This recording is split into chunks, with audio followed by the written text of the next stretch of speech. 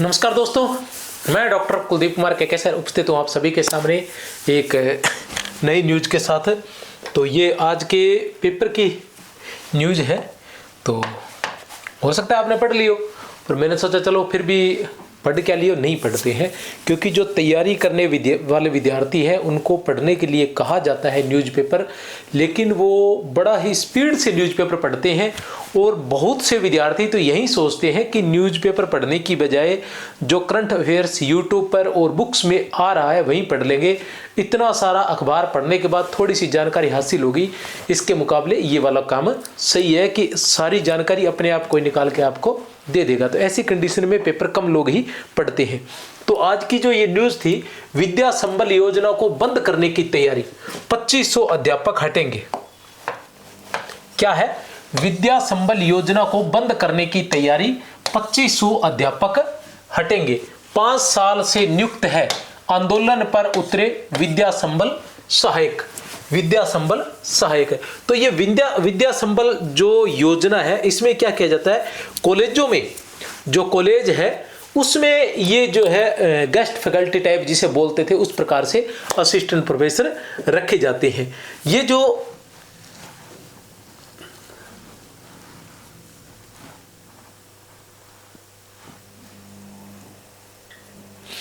योजना है, इस योजना के बारे में भी अभी क्या है, पहले 5 साल से जो लगे हुए थे असिस्टेंट प्रोफेसर, अभी क्या ये योजना जो है राजशेष द्वारा संचालित है।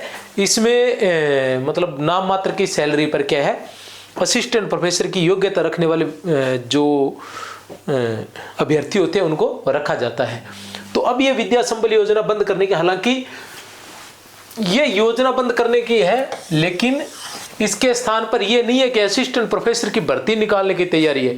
इसके स्थान पर कर्मचारी चयन आयोग को कहा गया था कि आप रखो, नए सिरे से रखने के। पहले क्या था कि ये जो विद्या संबल वाले थे इनको 1 वर्ष के लिए रखा जाता था। कितने वर्ष के लिए?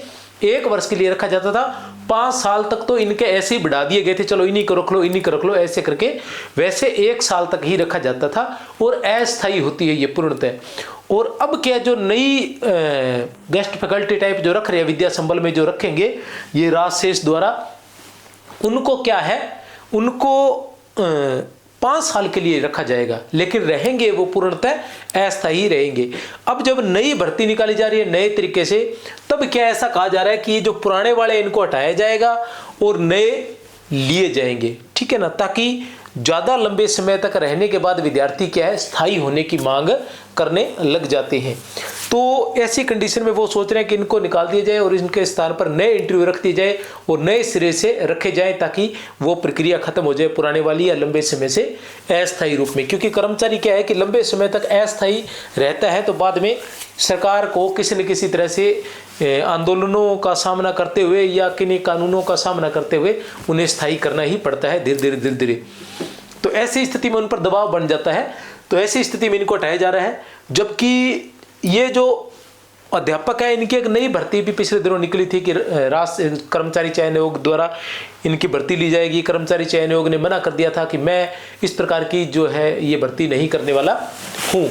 तो ऐसी कंडीशन में क्या है कि विरोध हुआ था कि ये जो विद्या संबल वाली योजना है इसको बंद किया जाए और इसके स्थान पर स्थायी भर्ती निकाली जाए। अगर इस प्रकार की भर्तियां होती है तो ये बेरोजगारों के साथ क्या है, अन्याय है। तो मतलब जिसे मैंने कहा था कि एक प्रकार की छुपी हुई बेरोजगारी जिसे हम कह सकते हैं, ये एक प्रकार की छुपी हुई बेरोजगारी टाइप होता है कि ये योग्यता रखने वाले, इसमें भी पूरी योग्यता चाहिए, PhD चाहिए, नेट चाहिए, JRF चाहिए, उन सब के अलग अलग अंक बनते हैं, ठीक है ना।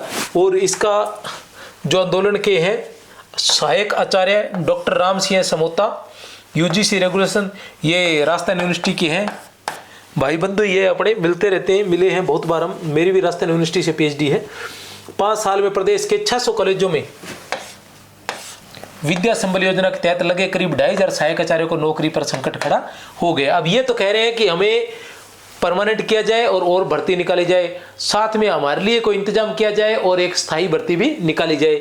ये कह रहे हैं वेतन मासिक आधार पर मिलना चाहिए, वेतन की अनियमितता गंभीर समस्या है।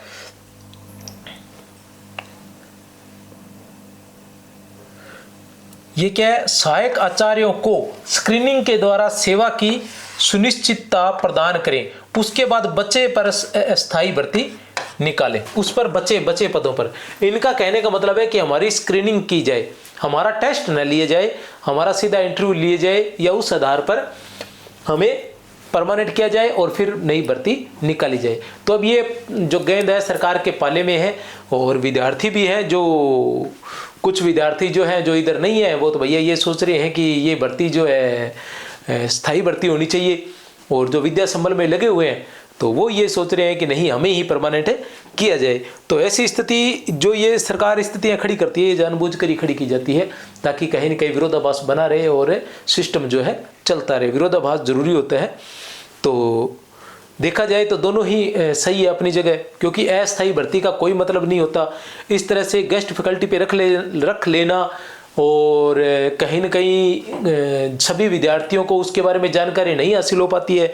नाम मात्र की सैलरी मिलती है, स्थानीय जिले में, स्थानीय तहसील में, स्थानीय लोगों द्वारा वहाँ पर वो चले जाते हैं और वहाँ पर उनकी भर्ती हो जाती है।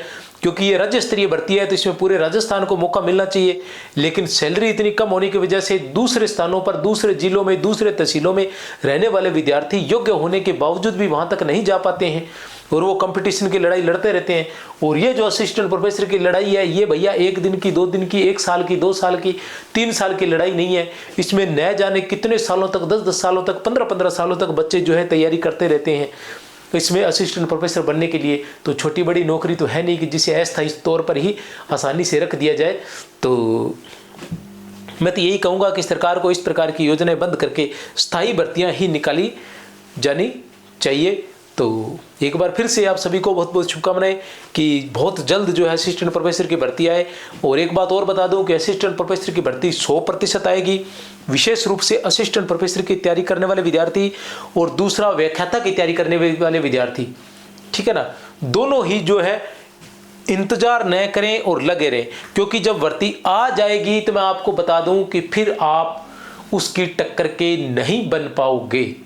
जो भर्ती आने से पहले से लगे हुए हैं वही टक्कर दे पाएंगे, वरना फिर एक लंबी प्रक्रिया से गुजरना पड़ेगा और अंत जो होगा वो आपकी पसंद का नहीं होगा, ठीक है ना। तो इसलिए पहले से तैयारी करें, इंतजार न करें, क्योंकि भर्ती ये तय है। ऐसा तो कभी हुआ नहीं कि भर्ती न आई हो। मैं तो सदियों से देख रहा हूँ, लगातार भर्तियाँ आती रहती हैं, कुछ टाइम लेट हो सकती है। तो ऐसा तो है नहीं कि आपने ये सोचना है कि भैया 6 महीनों में भर्ती आ जाती है तो ठीक है, नहीं तो मैंने असिस्टेंट प्रोफेसर नहीं बनना।